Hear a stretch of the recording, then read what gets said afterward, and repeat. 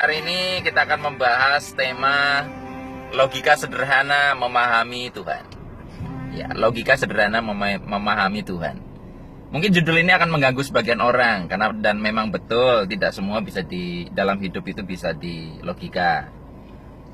Tapi bukan berarti dengan atas hal itu kita tidak berusaha untuk membuat sebuah logika sederhana. Meskipun di ujung kita berlogika, kita akan menyadari bahwa logika kita ada batasnya. Jadi gitu ya. Nah, ini hanya untuk memahamkan saja bahwa sesungguhnya banyak orang mengalami kerumitan di dalam hidupnya karena dia sudah salah memahami bagaimana Tuhan. Orang merasa kesepian, ya, di kuburan masih ketakutan, ya, sulit sekali berserah. Itu sebetulnya yang menjadi problem paling dalam adalah dia tidak tepat memahami Tuhan. Sehingga dia merasa Tuhan itu jauh sekali dengan dirinya. Dia mencari kemana-mana dan tidak pernah berjumpa. Nah, teman-teman semua begini. Kata kuncinya adalah bahwa saya berulang-ulang katakan bahwa sistem dalam desain alam semesta itu fraktal holografik. Artinya antara alam semesta dengan diri kita itu sebetulnya hampir mirip. Ya, hampir mirip dalam arti polanya sama. Berarti untuk memahami alam semesta raya yang besar, kita cukup dengan memahami diri kita sendiri dengan mendalam, maka kita akan bisa memahami alam semesta secara keseluruhan. Nah, berarti dengan logika yang sama sebetulnya sebagian dari rahasia ketuhanan sudah dititipkan kepada diri kita. Jadi kalau siapapun yang mengenal dirinya dan baik, dia akan mencicipi, mampu mengintip rahasia ketuhanan itu. Nah, hari ini saya mau ngajar dengan logika sederhana bagaimana menggunakan diri kita sebagai pintu masuk untuk mengetahui ketuhanan yang lebih luas, yang mungkin ada wilayah yang unexplainable, gak bisa dijelasin. Nah, teman-teman semua gini, kalau misalkan kita perhatikan diri kita ini kan ada area fisik, ya. Nih, tubuh ini kelihatan. Nah, alam semesta ini juga penampakan fisik. Jadi dikatakan makanya alam semesta adalah tajali atau penampakannya Tuhan. Tapi itu bukan Tuhan. Itu masih penampakan sebagian dari zat Tuhan. Ya. Sama, tubuh Anda itu bukan berarti Anda. Belum mewakili sepenuhnya Anda. Ya, di dalam diri kita ada sosok yang menyebut dirinya sebagai aku, ya. Ini entah disebut jiwa atau ruh, terserah istilah Anda. Aku, ya. Arif Era mengatakan aku. Jadi kalau misalkan saya tunjuk sini, ini Arif, bukan ini tangan. Ya. Apakah ini Arif? Bukan, ini kepala. Ya. Jadi kita tidak bisa menunjuk kesatuan Arif ini dalam suatu bentuk lokasi fisik. Makanya itulah sebabnya saya katakan, apakah di mobil ini ada Tuhan? Ada. Nah, nanti kita jelaskan. Tapi apakah ini Tuhan? Bukan. Apakah ada Arif Era di tubuh ini? Ada. Ini Arif Era? Bukan. Jadi menjelaskan tentang Tuhan itu antara dilema, dijelaskan salah, nggak dijelaskan juga salah. Nah, berarti kan ada sesuatu di dalam diri kita, di dalam diri Anda yang menyebut dirinya sebagai aku kecil, dan dia tidak bisa ditunjuk lokasinya. Tetapi aku ini meliputi segala perwujudan fisik ini. Ada Arif di mana-mana, tetapi tidak dimanapun. Ini Arif, ya, tapi ditunjuk. Ini Arif, bukan. Tapi ada Arif di mana-mana. Nah, seperti inilah sebetulnya zat Tuhan itu meliputi segenap hal yang ada di alam semesta dan yang mungkin di luar itu, yang kita tidak bisa ketahui. Jadi boleh dikatakan itulah sebabnya kenapa misalkan dalam agama saya dikatakan sesungguhnya Allah meliputi segala sesuatu. Ya seperti itu, seperti diri kita, jiwa kita, roh kita meliputi raga. Seperti itu Tuhan meliputi segala sesuatu. Jadi tidak ada satupun pengetahuan, bahkan apa yang terbersih di dalam hati kita yang tidak diketahui Tuhan, karena Tuhan meliputi segala sesuatu. Gitu ya. Nah, berarti teman-teman semua, kita bisa melihat bahwa kadang kita salah memahami itu gini misalkan. Kenapa sih kok menulis doa di Facebook? Emang ada Tuhan di Facebook? Nah, artinya ini mengatakan bahwa Tuhan tidak ada di situ. Ada. Tapi kalau misal ditunjuk ini Tuhan, bukan. Ya, Tuhan melampaui ruang dan waktu.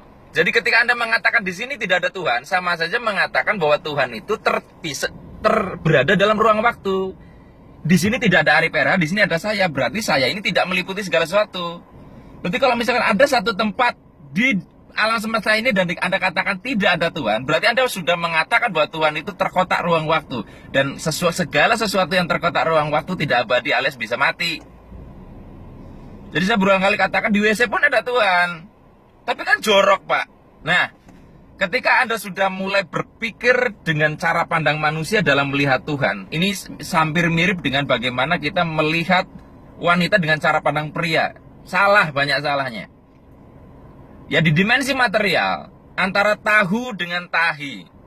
Ya, maaf, tahu dengan tahi. Ini baunya beda, rasanya beda kalau Anda mau nyicipin. Tapi ketika ini ditelusuri ke dimensi yang sangat halus, maka kedua ini terbentuk dari proton elektron yang sama, yang mungkin berbeda susunan saja. Di level material berbeda, ada menjijikkan, ada enak, tapi di level yang halus sama. Makanya saya katakan ketika udah bicara Tuhan, Anda mengatakan biasanya tempat yang jorok, tapi belum tentu. Sekarang gini, di tempat pelacuran apakah ada Tuhan? Ada di sana. Kalau tidak ada, bagaimana mungkin orang bisa ingat Tuhan di sana, bisa tercerahkan di sana? Iya. Jadi teman-teman semua, dalam memahami Tuhan, kita harus bisa lepas dari sudut pandang kita sebagai manusia. Nah, ini yang kadang orang enggan melepaskan kemanusiaannya ketika memahami Tuhan. Nah, yang repot ketika seseorang berhasil melepaskan sisi kemanusiaannya dalam memahami Tuhan, dia akan kesulitan untuk menerjemahkan ini dalam bahasa manusia. Makanya orang yang tercerahkan akan kesulitan mencari kata yang pas untuk menerjemahkan Tuhan. Makanya disebutnya tan keno kinoyo ngopo.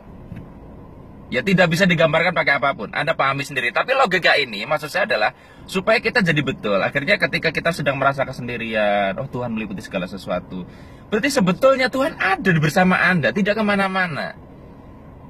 Karena sebagian banyak orang menempatkan Tuhan itu jauh di sana. Ya, sehingga apa? Ketika lagi galau ditinggal pacar, dia goyang. Kenapa? Pacarnya lebih dekat dari dirinya, padahal sudah jelas Tuhan dikatakan lebih dekat daripada urat leher. Ya, ada gambaran nggak teman-teman dari apa yang saya sampaikan ini? Jadi bahwa sebetulnya Tuhan bisa dinalar, ya, di logika. Tetapi ada area di mana ketika kita sudah berhasil melogika Tuhan, logika kita akan mengalami satu batasan, ya.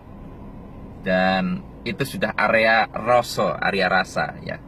Banyak-banyak meditasi, zikir, maka kita akan bisa melampaui logika kita sendiri dan memahami hal-hal seperti itu. Tapi intinya di awal saya ingin sampaikan bahwa Tuhan bisa dipahami dengan logika. Oh ya, ada lagi. Nah, kita bisa memahami Tuhan juga dengan lewat mimpi, ya. Tuhan, memahami Tuhan lewat mimpi.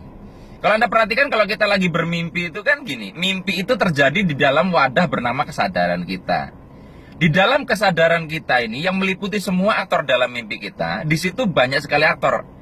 Di situ ada, mungkin kalau Anda mimpi dikejar-kejar, Anda ada sebagai diri Anda yang dikejar, yang mengejar-ngejar juga sebetulnya perwujudan dari kesadaran Anda. Ada hewan ada di situ juga kesadaran Anda, tumbuhan yang Anda lihat dalam mimpi Anda juga Anda. Kesadaran Anda bisa berperan sekaligus sebagai wadah, sebagai pelaku, sebagai pengamat, sebagai objek pihak ketiga, tapi semuanya dia saja. Makanya itulah sebabnya kalau dalam kitab suci agama saya, Allah bebas untuk menyebut dirinya aku, dia, kami, karena di level ketuhanan semuanya adalah dia. Jadi nggak boleh gagal paham, ya. Di dalam mimpi Anda, walaupun di situ ada Anda, ada orang lain, tapi semuanya ada di dalam Anda, di dalam kesadaran Anda, karena Anda bermimpi dengan kesadaran Anda. Oke? Baik teman-teman semua, hanya ini yang bisa saya bagikan. Mohon maaf kalau ada kata-kata yang kurang berkenan, ya. Ini rekamannya cukup panjang, sampai 10 menit, karena membahas Tuhan kalau tidak tuntas sampai ujung, ya, nanti jadi salah paham. Mudah-mudahan apa yang kita bahas pada pagi hari ini mampu sedikit mensinkronkan antara wilayah logis dengan wilayah spiritual. Baik teman-teman semua, saya akhiri. Billahi taufik wal hidayah. Wassalamualaikum warahmatullahi wabarakatuh. See you.